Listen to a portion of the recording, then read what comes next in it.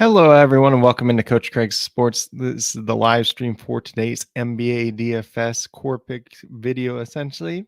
And what I'm going to be doing in today's stream or video, if you're watching it on replay, going to be going over a recap of yesterday's picks, seeing how they turned out, talking about the injuries in play for tonight's slate. It was a 9-game main slate. Now we have had news that the Pistons and Wizards game is going to be postponed. Sounds like Detroit Pistons team is stuck in Dallas at this point in time with no way to fly home. So that's kind of an interesting story there. Going to change some values around for today. So obviously, if you're on my Patreon already, the guys that I have on there for the Pistons and the Wizards are not going to be able to be in play for today, but not really going to take them out at this point in time. Just kind of make a note of that for yourselves as well. But without further ado, we're going to get into some recap of yesterday's picks. I have this spreadsheet up on Chrome, so I'm not able to share it yesterday. So on the draft, hold on here 1 second. I lost my spot. But on the DraftKings side at the point guard position yesterday, we had Jamal Murray. He was $7,500. We're looking for 38 points out of him. He got to 48.25, so he was a really good hit yesterday. Then at shooting guard, we went with Joe Ingles at $3,800. Looking for 19 points out of him. Pretty reasonable play there. Just kind of one of the cheaper paydown options. Wasn't a lot of great cheap paydown options yesterday. There were some guys that did pay off in that regard, but more guys that were closer to the $4,000 price range in general. But he got to 15.25 points. He was a miss, only played 22 minutes, and mainly just kind of scored the ball. When you think of Joe Ingles, you think of a guy that does like a little bit of everything. So that just kind of limited him a little bit overall yesterday. Then at small forward, we ended up on Herb Jones at $4,200. Was looking for 21 points down. He got exactly 42 points, so he was an exact 10 times hit yesterday. One of the better point per dollar plays on the slate yesterday. And then at power forward, we had Jimmy Butler at $7,800. Looking for 39 points down. He got 39.25, so he was a hit as well. And then last but not least, at the center position on DraftKings yesterday, we had Jarrett Allen, $6,400. He was 32 points is what we're looking for out of him. Got to 34.25, so he was a good hit as well. 4 out of 5 on the DraftKings side in terms of hits. If you had some other decent plays, you had a chance to cash in yesterday as well. Although it was a pretty high-scoring game since obviously LaMelo Ball went off, Nikola Jokic went off.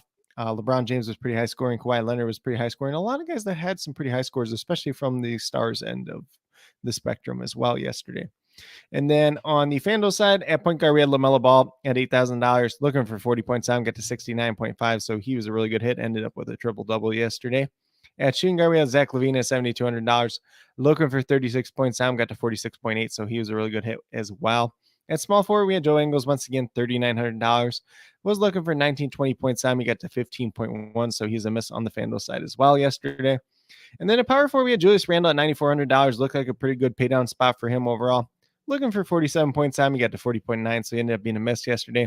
6 for 19 shooting from the field. Rebounded the ball all right, but besides scoring and rebounding, and just didn't do a whole lot, even though that game did go into overtime yesterday. So a little bit unfortunate there. And then last but not least, at the center position, with Nikolai Vucevic, who was $8,200, looking for 41 points down. He got to 51.8. So he was a really good hit yesterday as well. Just kind of the unfortunate thing on the FanDuel side is if you played him, you lost out on Nikolai Jokic, So there was a 20-point difference there. Obviously, a little bit of price tag difference as well. So both center plays, both Nikolai's yesterday were obviously good center values, but you lost out on a little bit of upside there if you played him as compared to Nikola Jokic. But with that being said, we're going to get into the injuries in play for tonight's slate. I'm going to refresh this page just real quick, just so if anything else updated. In the meantime, while I was talking initially through the recap, we'll see it as well. That first game obviously was the Wizards and Detroit Pistons. As I already mentioned, the game is postponed for tonight, so we do have just 2 games starting at 7 o'clock Eastern time today. It will make it an 8-game lead overall. Make sure you're not playing anybody from that Wizards Pistons game tonight. And then we're going to get over to the Orlando Magic, who are without Chuma Okeke. We have Wendell Carter Jr. listed as question. He's dealing with like a plantar fasciitis type issue. Kind of got banged up last game. We'll see if he plays tonight or not. Obviously, if he doesn't, it was Mo Wagner that took over kind of in the main spot for him. Bobo could be an interesting GPP paydown option as well. Then we got news that Jonathan Isaac was downgraded to questionable earlier today, so I assume that he'll be probably out once again tonight. Then on the 76ers side, we have Joel Embiid listed as questionable with his foot injury. Obviously, if he plays, you still play him. If he doesn't play, Montrezl Harrell is going to look pretty good overall on both sites. Then for the Portland Trailblazers, we got Justice Winslow and Baji out once again. And then Joseph Nurkic and Josh Hart both listed as probable, both played last time, so don't really have any concerns there. For the Memphis Grizzlies, Steven Adams remains out, so obviously we're looking at the Brandon Clark, Xavier Tillman show at center. Both those guys are kind of just GPP options at this point in time. Then we have Desmond Bane listed as questionable once again with his knee injury. He's missed the past 2 games. We'll see if he's good to go tonight or not. Probably not a guy that I'm playing tonight because he's probably on some type of minutes restriction or just a little bit lacking in the upside overall. Then we have Danny Green is officially listed as questionable for tonight's game. He has not played yet this season. Obviously, he was a part of the trade for DeAnthony Melton earlier this year. A good 3-and-D player, but not anybody we really want to play for DFS purposes. And then Conchar is also listed as questionable. He's been dealing with the concussion, so we're just going to have to see who ends up playing for the Grizzlies tonight. Then we move down to Wiggins and DJ when all listed is out already today. So pretty much what we saw last time out. Yuta Watanabe is listed, but tonight he's been dealing with a little bit of back soreness.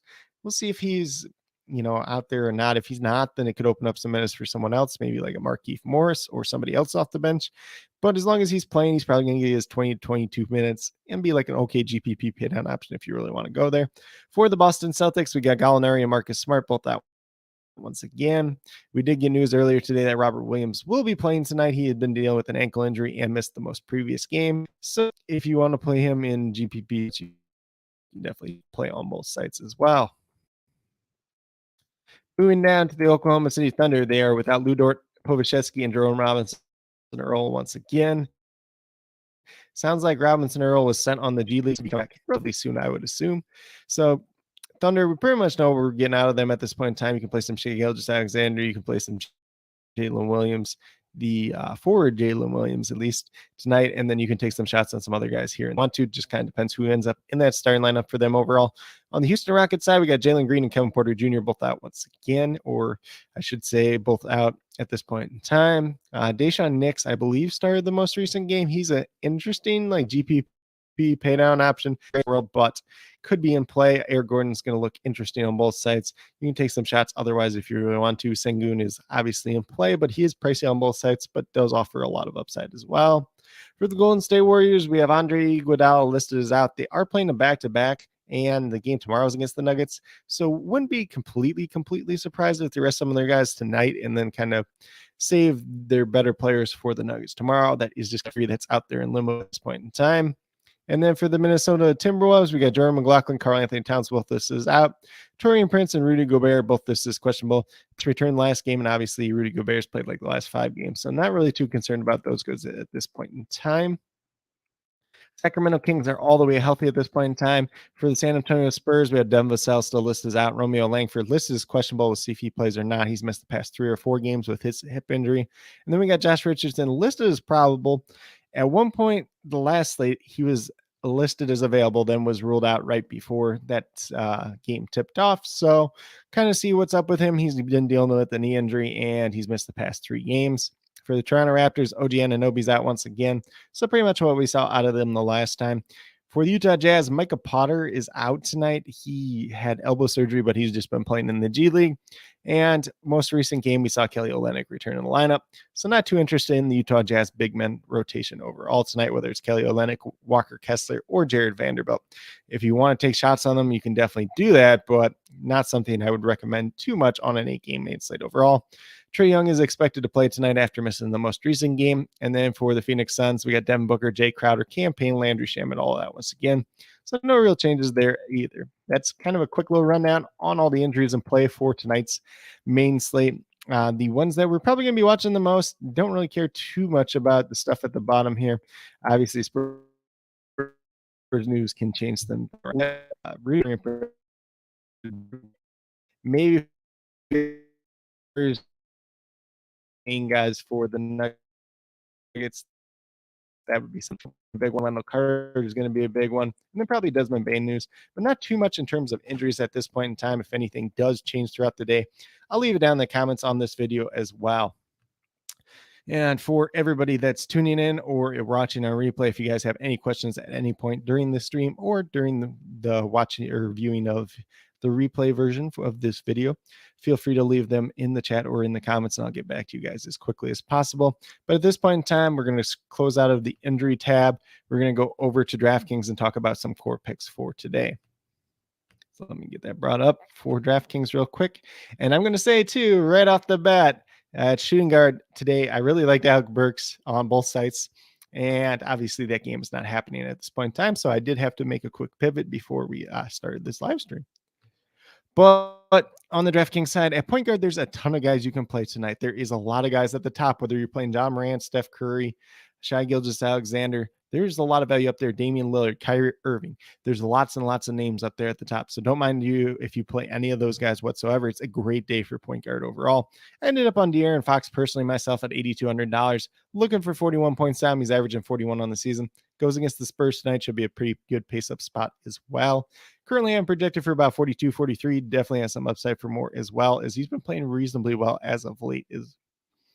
And then at shooting guard, ended up on Seth Curry. Kind of talked about Alec Burks, how I liked him before. Seth Curry at $5,000 offers some decent upside, mainly scoring though, but against the Boston Celtics, somebody else is going to have to score the ball besides Kyrie Irving tonight for this Brooklyn Nets team. Seth Curry looks like a pretty good guy to do that in that spot. You know, at $5,000, we're looking for 25 points down. He's mainly came off the bench this year. He had limited minutes to start the year because he was coming back from injury. So not taking too much into his fantasy points per game at this point in time. We've seen some pretty good games out of him in recent games. Obviously, last game was a little bit of a blowout, so it looked like more of a down game for him overall. But would expect that he gets close to that 25, 26 points tonight. So making him a reasonably safe play. If you want to go up from him or down from him, you can definitely do that as well. At small forward, I ended up on Eric Gordon at $5,300. Decent matchup tonight against the Thunder. Should be like a back and forth game, I would assume. There is a chance like maybe the Thunder roll away, because there are games that the Thunder actually do play really well. Typically, they're against better teams, though. But a decent pace spot for Oklahoma City and the Houston Rockets tonight. Eric Gordon has taken that extra step up with no Kevin Porter Jr. and now no Jalen Green. His usage rate goes up. His assist rate goes up. Him and Sengun are the primary beneficiaries of that. So would like to see Eric Gordon out there once again. Currently having projected for 27 points, but definitely has some upside for more as well. And then at power forward, I like Scotty Barnes today at $7,400. It's a pay down spot or like a reduced price tag for him on the DraftKings side. FanDuel side, the price has remained reasonably the same, but $7,400. Looking for 37 points down. He's averaging just under 36 so far on the season. Pretty good spot against the Utah Jazz tonight. So I do like Scotty Barnes there. He's been playing pretty well as of late. Pascal Siakam's really been struggling as of late. Seems like Scotty Barnes and Fred VanVleet have kind of been picking up the slack in terms of that regard. So do like him quite a bit. Haven't projected for 38 points, but definitely has a ton of upside for more as well. And then last but not least, on the DraftKings side at the center position, we're going with Rudy Gobert at $6,800, looking for 34 points down. He's averaging 33.5 so far on the season. Going against the Golden State Warriors tonight, if this game is competitive at all, Rudy Gobert is going to look like an excellent play. If he's out there, he plays 32 minutes or more. He's going to look really, really good tonight. And currently I'm projected for 36 points, but definitely has a ton of upside for more as well, especially against a smaller team in the Golden State Warriors. Should be able to get some rebounds, some blocks, and be very, very useful in that regard. A little bit of pace up spot as well. Could be a pretty back and forth game if the Timberwolves stay in it with the Golden State Warriors tonight. And there is always the chance that the Warriors rest a couple guys, and that is more of the case as well. But with that being said, if you go with these 5 players I've listed here on the DraftKings side, you'll have $17,300 remaining, just under $5,800 per player. So a little bit more of a balanced build today. Hopefully we get some other value that opens up throughout the day that allows us to pay up to some of those other stud guards that I did mention earlier on in the segment of the video. But with that being said, I'm going to get out of DraftKings for now, move over to FanDuel and talk a little bit over there as well. So we're bringing the FanDuel side up real quick. And on the FanDuel side, all those guards I mentioned already on the DraftKings side, they still apply to the FanDuel side. You can play a Kyrie Irving. You can play a Damian Lillard. You can play a Steph Curry. You can play a Shai Gilgeous-Alexander. You can play pretty much anybody you want at point guard position tonight. And all those guys have very, very good and very high ceilings. So that's going to make it a little bit more difficult slate, especially considering a lot of those guys have really good matchups tonight as well. Ultimately, on the FanDuel side, I end up at Chris Paul at $8,300, looking for 41, 42 points. Currently, I'm projected for 42 points tonight. I like playing point guards a lot against Atlanta, even though you look here and they say their ranking. Even if you look here and it says their ranking is like um 13th or something like that against the point guard position. So not the great, like it doesn't look the greatest, but they give up a lot of big performances as well. I like Chris Paul once again tonight. Does offer some pretty good upside. So don't have a problem there. If you want to pay up for one of those other guys that I did mention, you can definitely do that as well. Shooting guard, we went with Seth Curry. He's only $4,600 on FanDuel, which is actually a pretty good and pretty reasonable price tag. As I mentioned on DraftKings, somebody else has to score the ball tonight against the Boston Celtics. They can't just be all Kyrie Irving. Seth Curry is a good guy to be that guy tonight. So I do like him for, 24, 25 points on the FanDuel side. Definitely has some upside for more, especially if he's shooting the ball well once again. Then at small forward, still ended up on Eric Gordon on FanDuel. He's only $5,000. You're looking for 25 points at him. Everything I said on DraftKings still applies. There is no Kevin Porter Jr. There's no Jalen Green. So his usage rate goes up. His assist rate goes up. Him and Alfred Sengun are the primary beneficiaries. If this game stays competitive, he's going to look really good tonight overall. Should play some minutes, hit some threes, get some assists, be pretty useful overall, and get us about 26 points at the minimum on the FanDuel side tonight. And then at power forward, going with Keldon Johnson. He scares me a little bit because it seems like every time I put him in a core pick video, typically he gets injured. So that is something that is a little bit scary. I believe the last time I did him, he went for about 60 fantasy points though too. So that has been the good performance so far this year. Obviously, he's been playing really well as of late, been playing more minutes, and been really the primary scorer for the Spurs at this point in time. He's been playing a little bit more, at shooting guard to start the game and then moving over to small forward as the game moves along. So definitely like him quite a bit tonight. And let me go here real quick too. It is against Sacramento Kings, so you got a little bit of pace up spot there. Not the greatest team, or at least they play fast enough that they don't look like the greatest defensive team on paper as well. So if that game stays competitive, he's going to look pretty good overall. And then for the center position, we have Alfred Sengun at $8,300, looking for 41, 42 points at him. Currently, I'm projected for about 43 tonight. Goes against the Oklahoma City Thunder. Should be an advantageous matchup for him. There's no Jalen Green. There's no Kevin Porter Jr. Once again, anytime you can get a center that's, $8,000 in that range that has the potential for a triple double. When we were talking about the only other centers that really have that potential, like on any given night, is like Nikola Jokic and Domantas Sabonis, who are always like $10,000 or more. You kind of have to take that odds when you can do it as well. So definitely like him. Oklahoma City, they don't have too many like real centers at this point in time. They got Jalen Williams with the Y. They got Mike Muscala. They got Darius Bazley that they're kind of throwing out there. Sometimes they don't even play with a traditional center as well. So definitely like him quite a bit tonight as well. Could offer some very, very high upside. Looks like we have a comment here from Nightmare. So let's see, man, any advice on getting 400 on FanDuel? So, getting to like a 400 score. You're not going to get to 400 on most slates. Obviously, last night's slate, the one contest or a couple of the contests that I was in, I believe the highest score is 422, but you have to have the right slate for that too. A lot of slates, you're going to like the winner will have about 370. So you're going to need a little bit of luck if you're getting over 400. Obviously, you need a big game like LaMelo Ball had last night, and you have to have LaMelo Ball, Nikola Jokic, some of the other guys in the middle, like a Caleb Martin that stood out, a Herb Jones that really overperformed, and Larry Nance that kind of overperformed. So you just kind of need to mix and match. But a lot of those people that are playing there, they're max entry players too, whether you're playing like a 20 max or 150 max. So if you're not going to be like a max entry player, I would try to get into the contest there more like either like single entry, 3 max. I typically tend to stay at 20 max or less, just personally myself, because there's that less variance there too, but it's just a combination of players. So landing on the right combination of players, even the people that get those high scores, they don't do it at a very high clip or a very like too often as well. So a lot of it's just projections and kind of the boom, like you'll see a lot of websites that talk about like boom and bust percentage. So just getting the guys that have the high boom percentage, but like at the same time, these guys that have that high boom percentage is not always going to pay off as well. So you're going to have to get a little bit lucky. Especially like last night, I talked a little bit about LaMelo Ball. He was a really good price tag at $8,000. He definitely paid off. And then also people having some of that Knicks exposure, which that game went into overtime. The Bulls look pretty good too. Yeah. Let's see. He said, well, people say you only need one to hit. You really do only need one to hit, but you have to have the right one at the same time too. There are people that go in and win with a single bullet too, but the percentage of that is closer to like 30%. But that's just the typical variance that is out there too. If you have a contest that has like 15,000 people, and let's just say 5,000 of them are from max entry people, there's more of a chance that they're going to be in that top spot overall. But you're going to get the single bullets that pop up here and there as well. It's kind of like the lottery in a way that you really only need one to hit, but you have to have the right numbers at the same time. So that's kind of what I'm at with that. Right now, this is the core picks for today, February 1st. If anybody does have any questions before we get out of here, be more than happy to help them. If you're watching live on replay, definitely drop your questions down in the comments. As always, I'll be having I'll be putting the injuries down there throughout the day, as well as many starting lineups that I can get to tonight.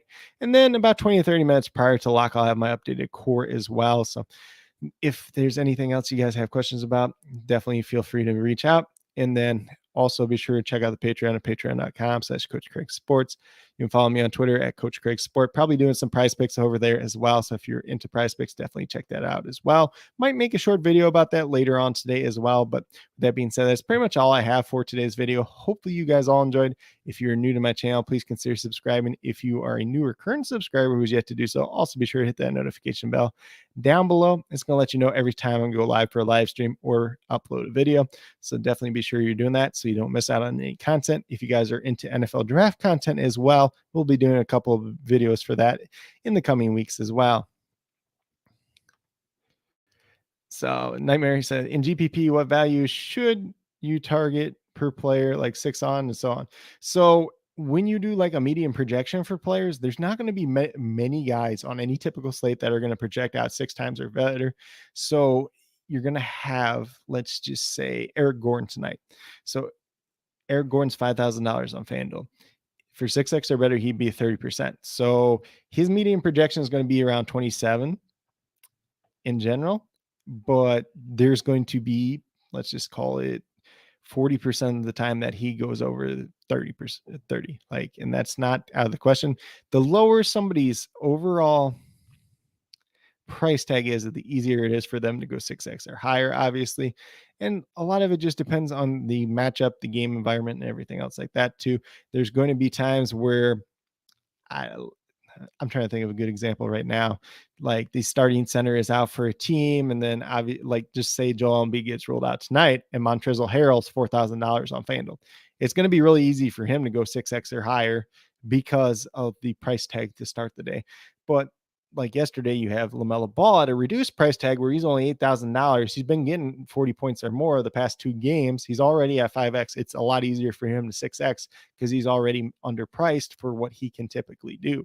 So a lot of that's just looking at the pricing, seeing how it goes, and then kind of look at tendencies and matchups for teams as well. So there's a lot that goes into it, and you're not always going to get the guys that make the big boom. But at the same time, NBA is an interesting one for DFS because sometimes you're going to have to play those chalks, those guys that project out, 5x, 6x better, the guys that are like the backup center that are getting more minutes. A lot of it's minutes based and how many fantasy points they're getting per.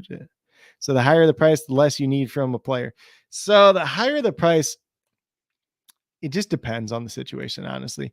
Because if a guy is $12,000, like just say Giannis on most slates, you need 60 points for him to 5X on any given slate. So if he's getting you less than 60 points, you're not really getting your money's worth out of him on most slates. But let's say like Damian Lillard's like $10,000 on a lot of slates. And when he's been on his hot streak where he's getting 60 plus points, he's easier to go 6X. And that's just kind of the boom and the bust there. But like at the same time, you got Giannis at 12,000 that can easily go for 80. You got Luka that's 12,000 that can go for 70 plus, go for 80, can go up, push upwards of 90 sometimes. Same thing with Nikola Jokic. Those guys have that higher ceiling where like Damian Lillard's ceiling is like 72 points.